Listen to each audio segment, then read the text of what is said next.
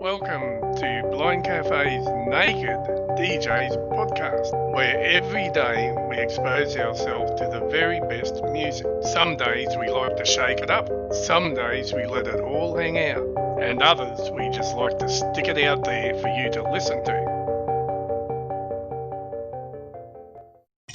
Hello, everybody. This is DJ Maria, this week's host for Naked DJs.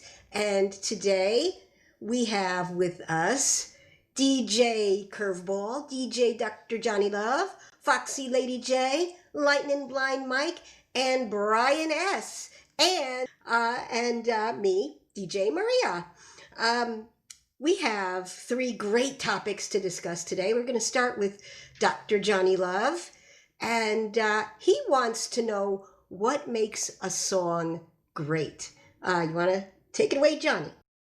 All right, thank you, Maria. I mean, we've all at one point we hear a song and we're going, yeah, it's pretty cool. I like that song. It's a great song. Or you're driving down the road, getting into a song, everything like that. You think, wow, that's pretty cool. That's great. My question is, I got thinking about this the other day. What makes a song great? Is it the writing? Is it the beat? Is it the phrasing? Is it the the way it's sung? What's everyone's opinion? What to them makes a great song? To me, a great song is if the beat can catch me, that's a good thing. If the phrasing and the writing is good, that's an extra bonus. That's almost like gravy on the biscuits. What about you, Curtis? What makes a song great to me is I always try to listen to the words. I definitely like the beat, but I try to listen to the words and I listen to the way, if it's a R&B song, the emotion that's coming across, the way the singer's singing it. If it's a rap song or a rock song, I try to listen to the words because that really means a lot to me, because you can have a good beat, but the words not be that great, but the words really what makes a song to me. Ah, that's right. Emotion. There's another one I forgot to add. And to give an example of emotion, the song by Sugarland, Stay, Jennifer Nettles, if you talk about someone putting emotion, that was pure emotion right there. All righty. Maria, what about you? What makes a song great? I have been thinking about this, Johnny, and I was thinking of emotion too, but more along the lines of, does the song trigger my emotions? Not necessarily the singer's emotions or what the writer had intended, but if the words and the music can come together, like if it's a happy song or if it's a sad song, if the words and the beat and the music can come together and sort of pull that out of me, that makes it a great song. And for some reason, I'm thinking of Joy to the World by Three Dog Night, because it's sort of a happy song. It's sort of a attitude like we're gonna, be happy anyway kind of song, and it's got the little bit of defiance in there, and he's like just letting go. Jeremiah was a bullfrog. I just love that, even though it might not even make sense to some people. Makes perfect sense to me emotionally. That's when I think a song is great. And I think it could even be an instrumental if somehow the beat and the instruments come together in the right way and maybe remind me of something. And I think that's part of it. Music kind of can speak to people because it brings out memories and feelings. Yeah, that's a good analogy there. I like that. Yes, music does speak. Instrumentals, I would say maybe the Safari's Wipeout, because that always sounds good, and the Ventures Walk Don't Run is always good. And growing up with my dad in the bar bands and going to watch him play and listen to it live, I kind of got an appreciation. That's why I said the beat is more the beat is what gets me. That's what makes a song great to me. But I'm liking what I'm hearing from you guys so far. Michael, what about you? What's your great thing? Well, first I want to. I mean, I definitely have my what I actually like for songs, but I just want to comment on Maria's because I didn't think about it until when she just said it. Jeremiah, to me, it's a nice hook. That's their hook to catch you.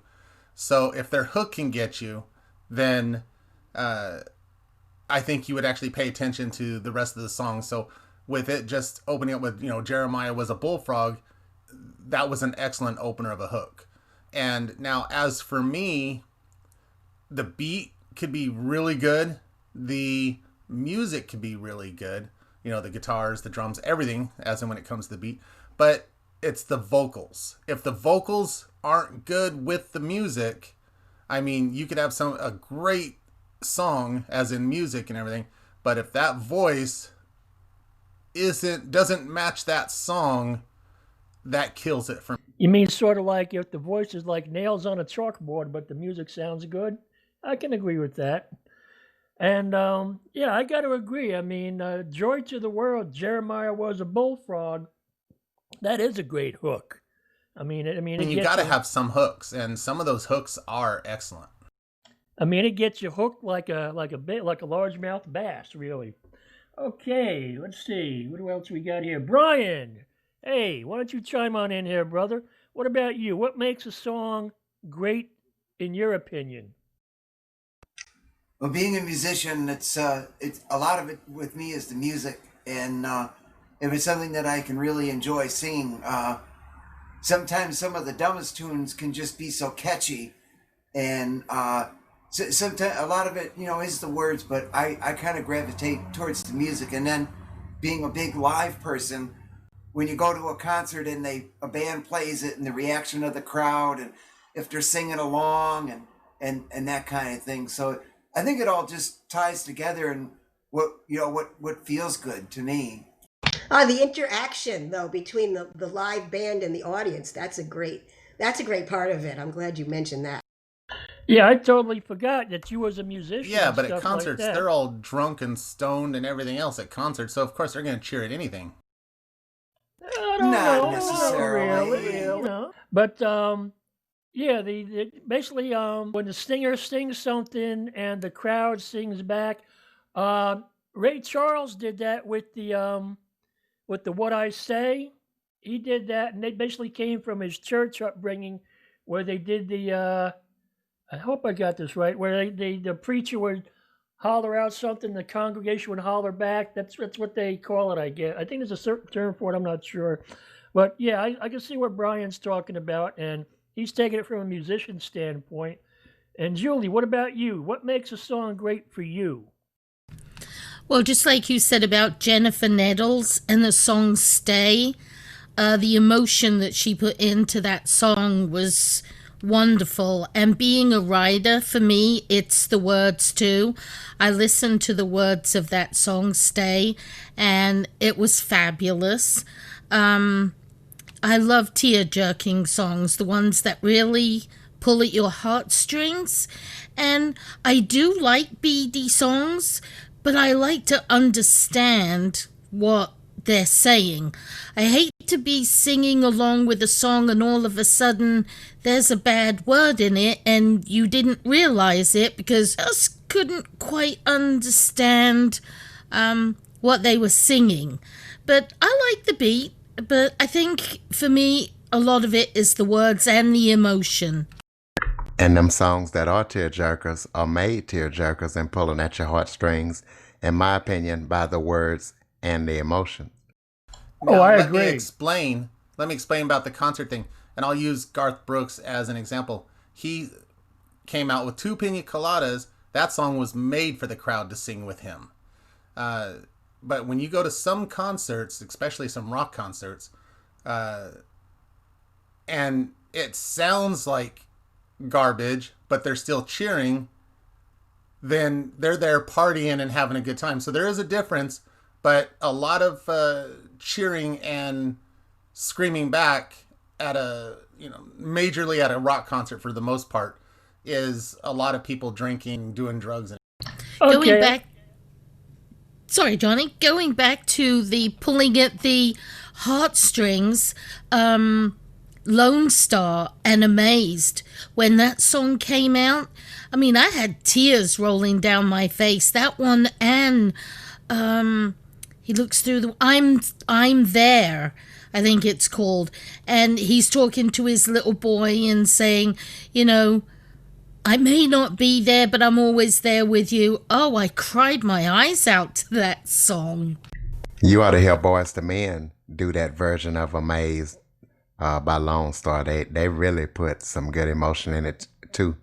Now that's another band that has great harmony and can put emotion, is Boyz II Men. What Julie said about I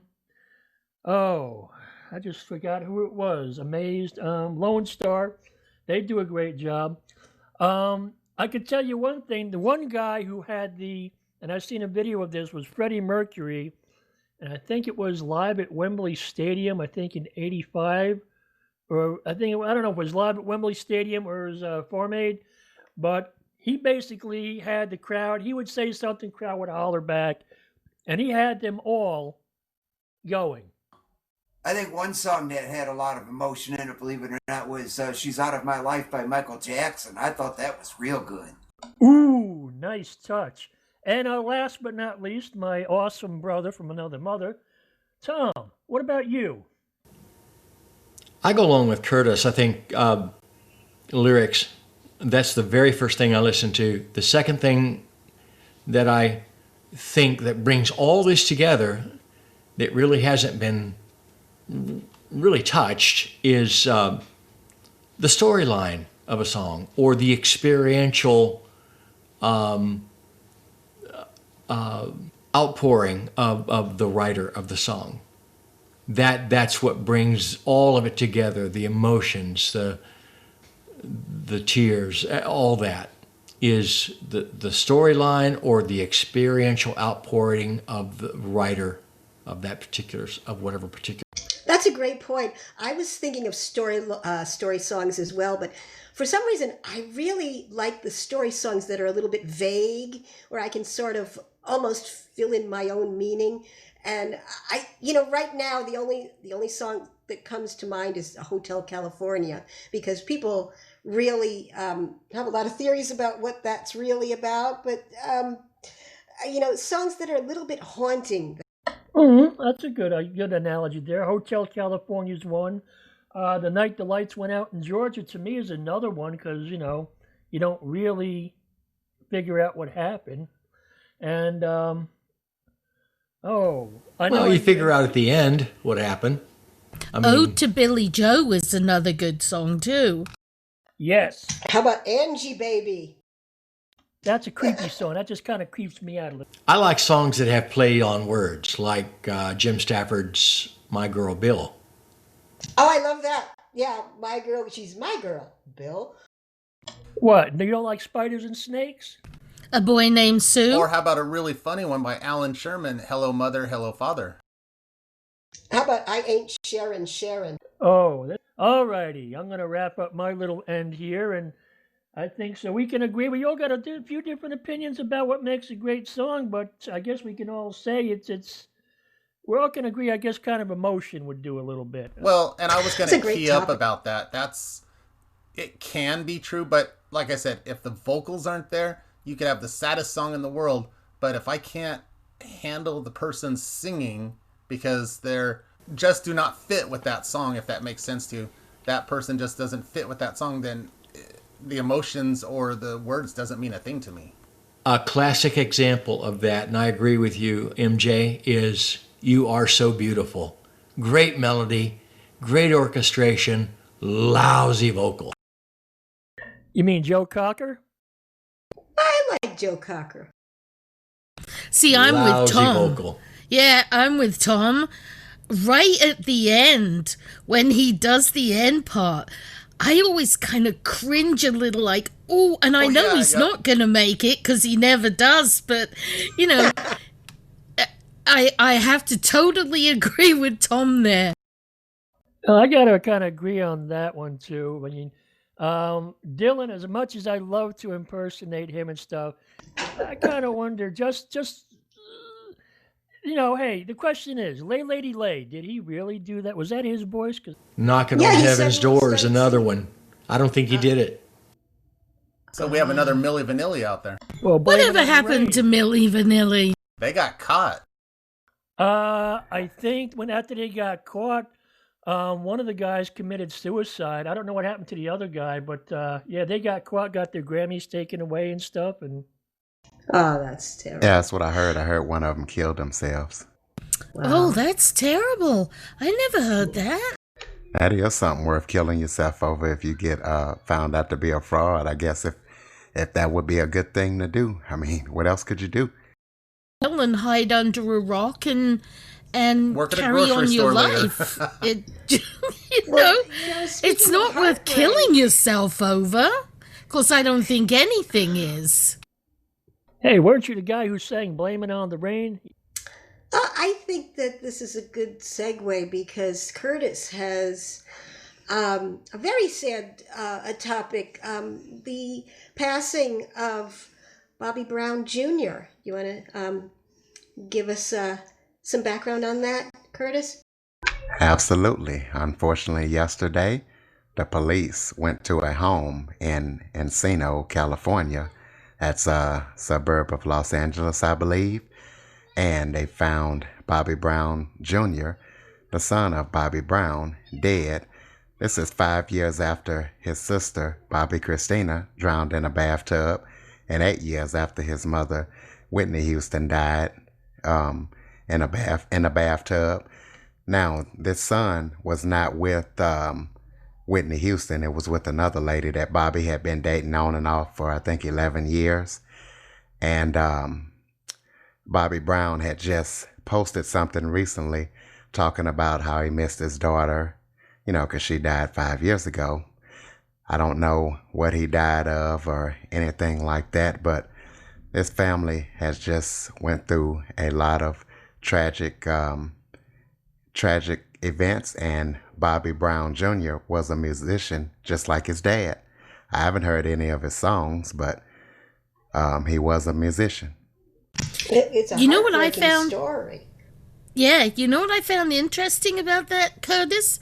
It wasn't on the news. It wasn't on any of the lists. I belong to a lot of lists, and immediately, it's like within 5 minutes of a superstar passing, it's, on the list. I never heard anything on Fox News, on any of the news channels. It's like, what? That's because they're too busy talking about COVID. But I got it off E! News. That's where I heard it from. And the police said that no foul play was believed to be. Normally, But I it's would strange. normally I would hear something about that on Facebook or on Twitter or something like that, and then I'd go check it out on like one of the other news sites. But yeah, even I didn't hear anything about that. I was kind of shocked when I heard about that. I saw it I don't posted on think YouTube. Yeah, but I still don't I- understand why they haven't figured out how he died, or why haven't they released it if Yeah. there's no foul play. That's what I was going to say. Maybe, they just don't have a whole lot of information yet. But they mentioned a song, and I wonder if his song is on YouTube. Which one? They mentioned in this article that Curtis posted for us a name of one of Bobby Brown Jr.'s songs, and I didn't have a chance to see if it's on there. I was curious to hear him. Do you remember the name of the song, Maria? No, I would have to play the article again. Do you, Curtis? YouTube and type in Bobby Brown Jr. Something will come up. I'm trying. No, nothing is coming up yet, as in why he died. But what I find funny is that his sister died in a tub. Whitney died in a tub. I just wonder if there's somebody knocking them off. I think Whitney's was a result of the drug use. I think the daughter, there was questions about her boyfriend, but they're saying no foul play with Bobby Brown Jr. And I don't know if Bobby Brown Jr. did any drugs or anything like that. Well, if you listen to our morning show every morning between 7:30 and 8:30 a.m. Eastern on Talking Points with Michael and I, you know that he always has his conspiracy theories. Anybody can die in a tub with drugs. Anybody can give anybody the drugs to make them die in the tub. But I found and they Say found her Something. face down though too. Oh boy. But Bobby Brown wasn't in a tub. A junior was not in a tub. No, it said face down on the floor. Oh, See, he's boy. face down. I'm looking here in YouTube, and I'm seeing a lot of things like Bobby Brown Jr. Was he sacrificed? You know, like wait, No, there's sacrificed? a What's song going on called there? "Say Something." It might have been that, and That's sounds it, nice. Maria. Yeah, it sounds very nice. But there are a couple other songs too, Johnny. Yeah, Now, I there know. was a guy, A Great Big World, and he sang a song called Say Something, and it didn't do too good until Christina Aguilera came along and sang with him. I wonder if Bobby Brown Jr. wrote that. Good question. No, I also seen another song on here, Maria, called "In Her City." It's a official video. Yeah, but I think "Say Something" was mentioned in the article. That might have been the one. Do you remember, Julie? I think so.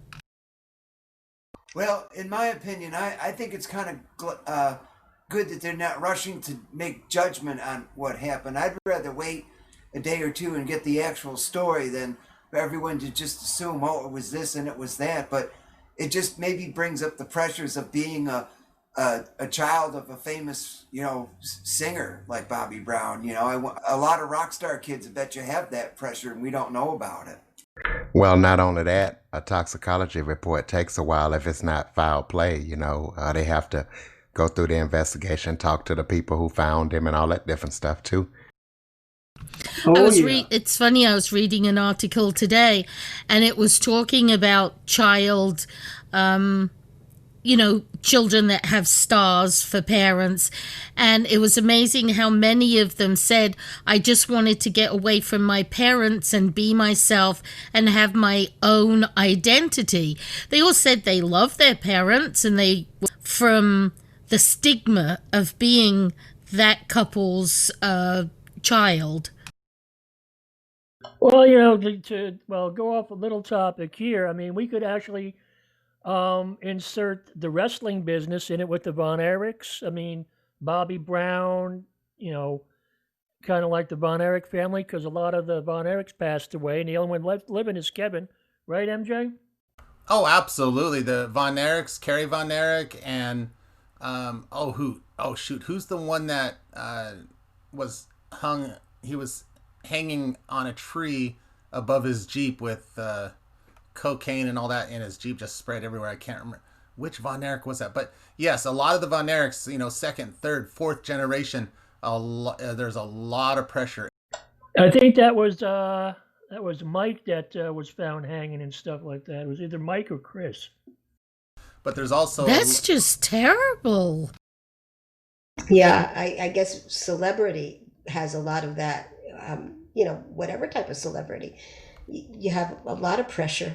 Yeah, because I think you have to live up to your parents, and and try to make your legacy as big as theirs or even better. And if you don't live up to their expectations, then you could get ridiculed just by your own parents. Not just the fans and stuff, but Oh yeah, that's just like if you can do 10 things, do 9 things right, but the 10th one you do bad, they remember the 10th one.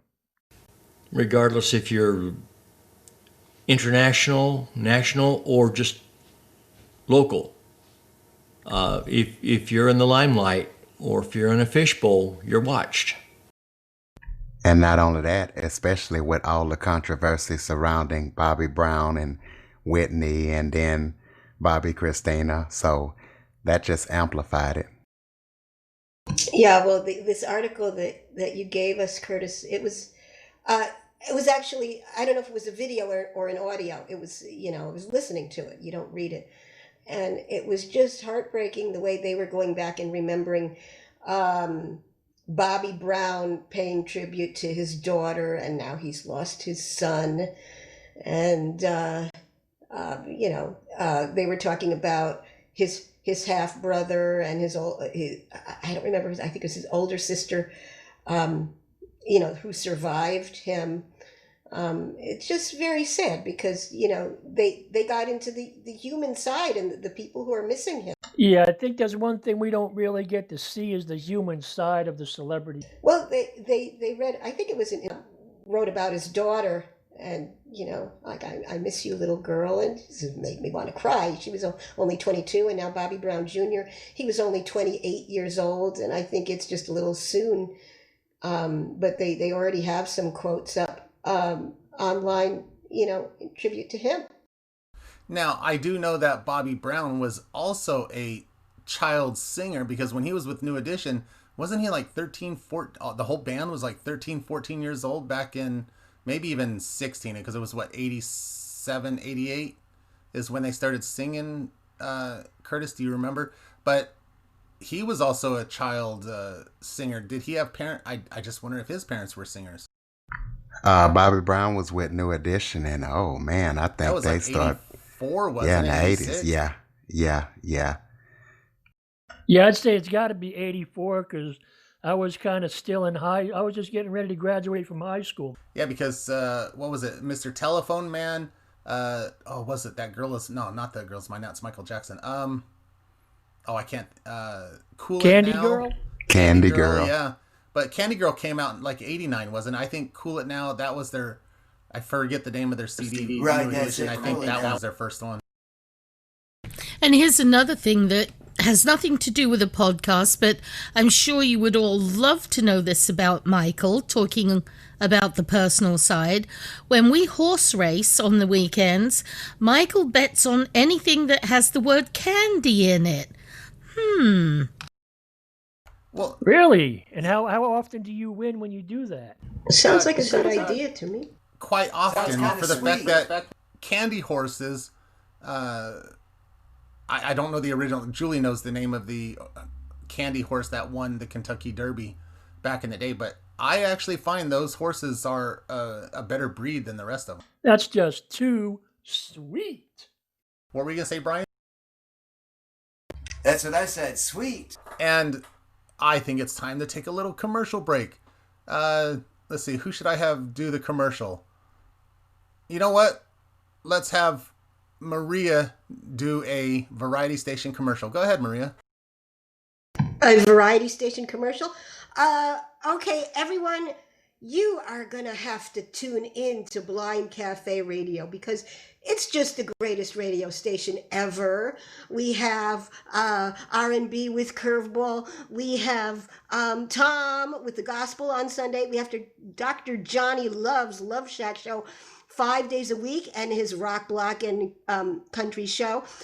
Of course, we have Live at Maria's House. We have Friday afternoon at Maria's House with the oldies. We have Foxy Lady J with her Manic Monday shows and her Wednesday 2-for-1s and her Tiki Bar show, and on and on and on. And we have Lightning Blind Mike with his wrestling show and mixing up the music, and Julie and Lightning Blind Mike in the mornings. So join us because we've got something for everyone. And I know I left out a lot of stuff like modern country and classic country and et cetera, et cetera, et cetera. Yeah, check out that Naked DJs podcast. You can find it on your favorite podcast platform, including YouTube, Anchor, Spotify, Apple. You know the rest. So check out that Naked DJs podcast, brought to you by Blind Cafe Radio, the station that raises Cain. And I forgot, straight from the stage, Saturday nights, the live concerts with Brian. And don't forget Realm of the Mist with Chris Wildman himself. He has his own podcast.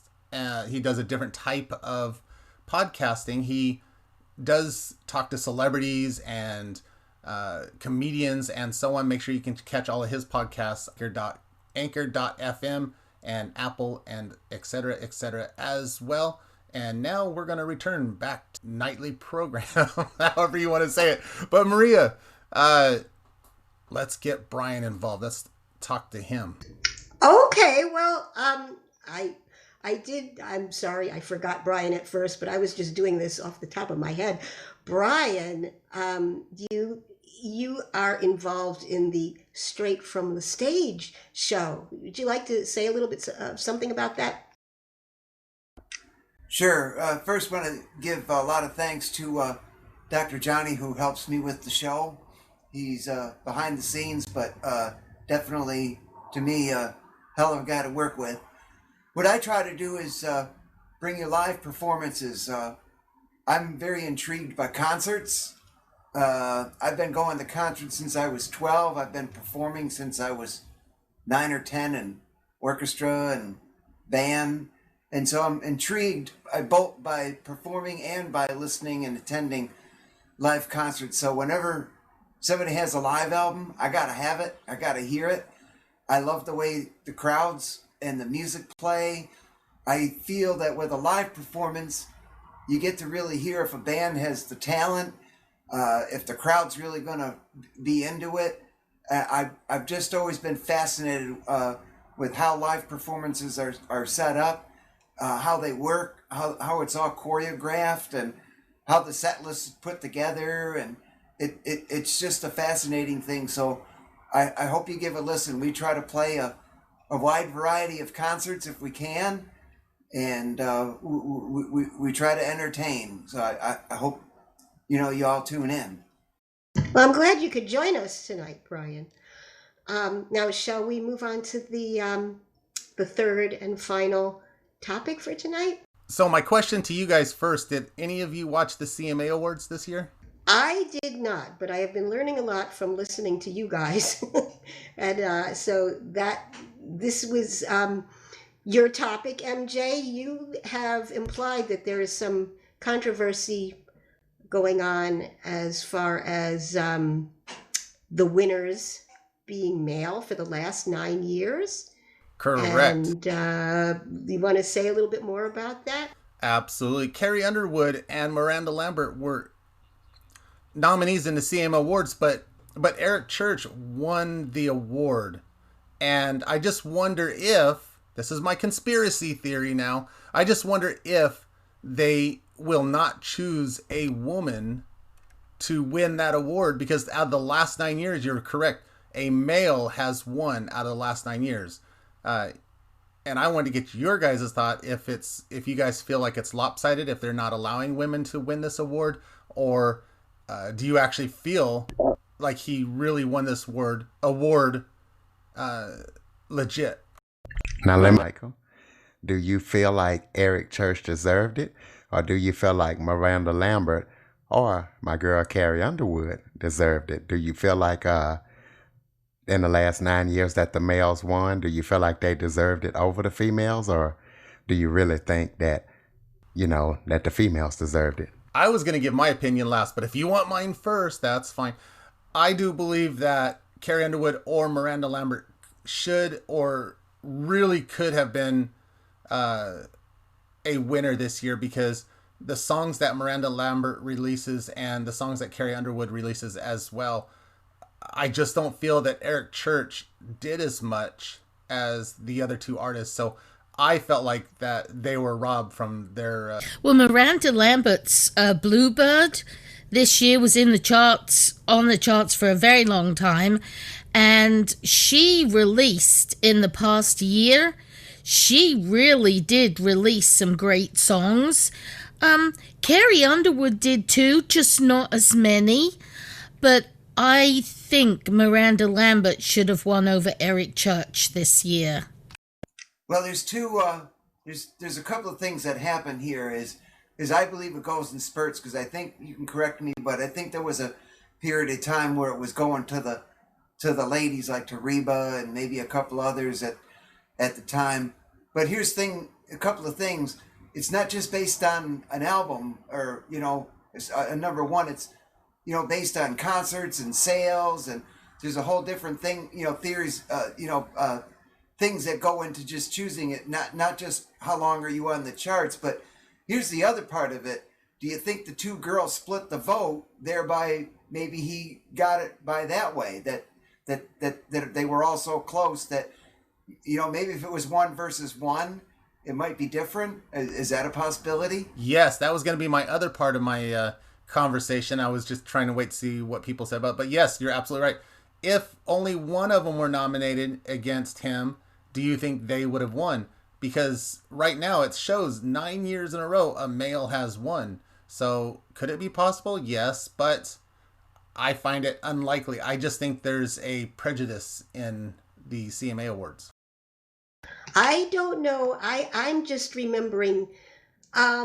Maybe I've heard more than one story, but I remember like old stories about Patsy Cline trying to, direct people to like the musicians, the male musicians, and tell them how to play songs that she wrote, and they wouldn't listen to her. They would have to be told by a guy how to do it, and she's like, "That was my song." I mean, I don't know. Maybe. There's still that old-fashioned kind of prejudice. Who knows? There is. In country music, it's definitely a man's world. I remember 2 years ago when Miranda Lambert was complaining that women were just not getting a fair shake in country music. And it goes back a long way. So what do you guys think needs to be done about that prejudice? Because, in life, women have had to break down. What do you think needs to happen to break that down? Well, I think Miranda Lambert did it by complaining. It didn't break it down, but she still needed to push it. And I just don't see her pushing. And I agree with Brian. It has to do with sales, how much money they brought in for the year. Because I do believe some of the men... Did Toby Keith win one year? I don't remember, because he's worth over $100 million. I mean, look at... what's her name? The one that just lost her 6 albums. Taylor Swift. Taylor Swift. She's worth almost over $100 million. Blake Shelton worth over $100 million. And also Gwen Stefani over $150 million. But you don't see any of them, any of those females that are worth $100 million that has made a lot of money in 1 year become the CMA winner. Yeah, but I can't classify Taylor Swift as country, really, because her stuff all sounds the same to me. Yeah, she admitted she's gone more to pop anyway, but... She has. Yeah, but remember, I think, wasn't there a run there where there was Reba and Patti Loveless, and I wonder if it just goes in spurts. I don't know, I'm just giving my thought. Reba Well, the got prejudice the can go in female spurts, vocalist too, I in think. 1984, and also the main trophy at 1984 as well. She won both of them.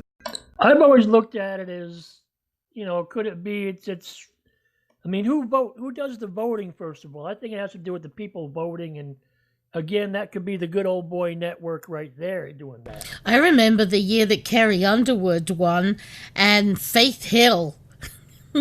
She didn't realize that she could be heard, and she said, "Oh, not her." And I guess they kind of had a little feud to begin with. I heard about that. Sue made up. Yeah, it was funny.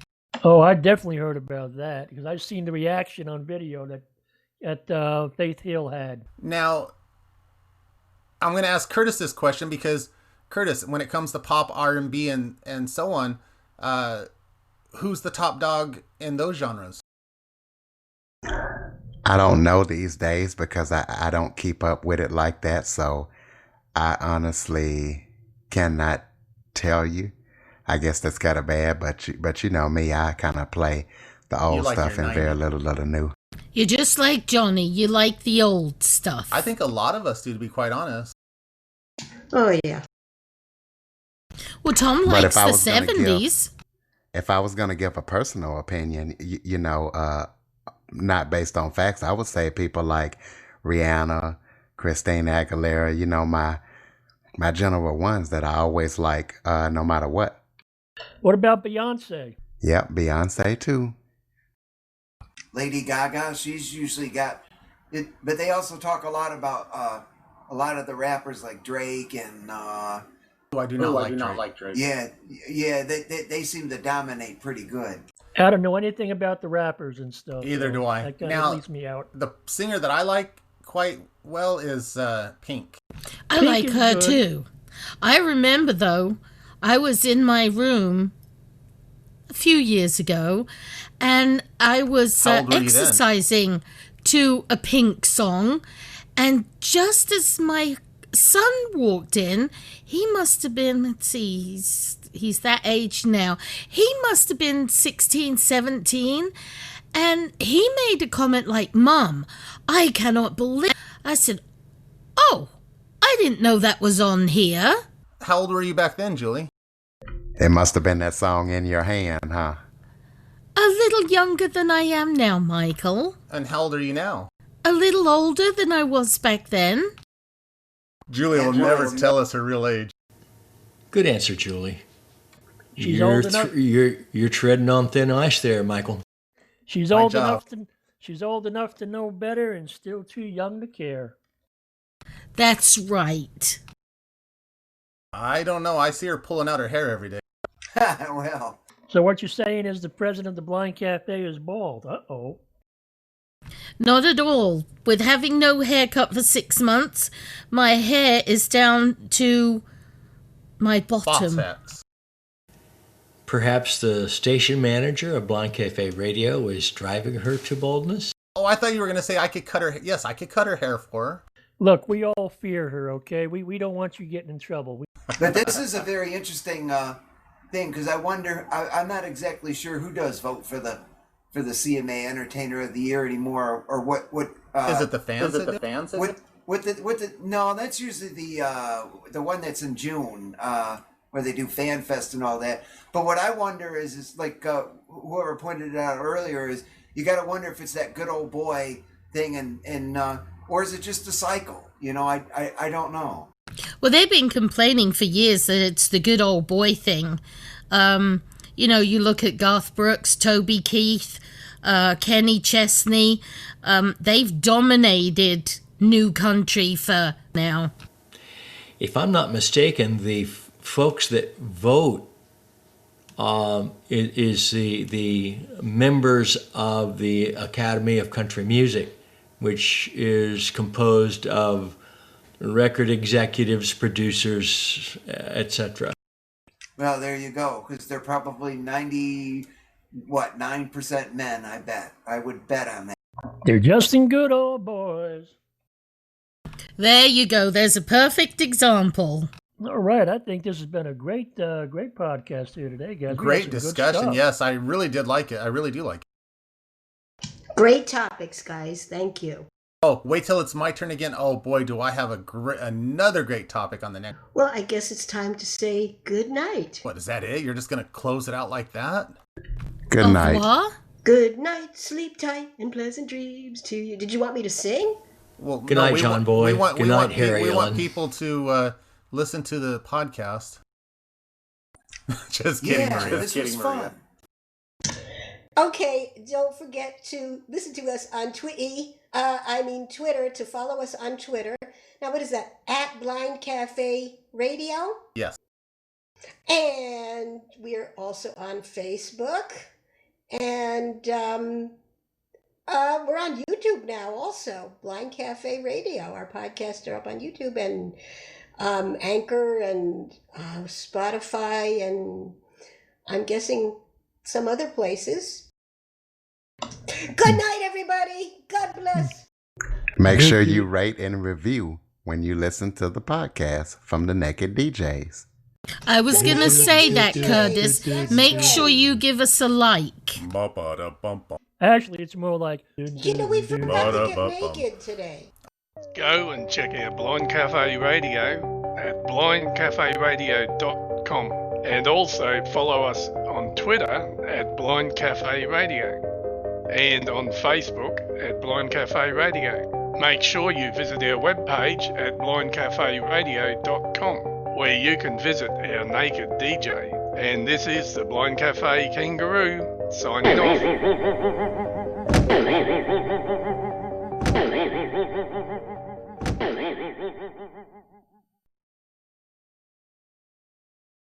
Do you love collecting comic books? How about action figures? Are you looking for that special gift for someone? then the Comic Collection is the place you're looking for.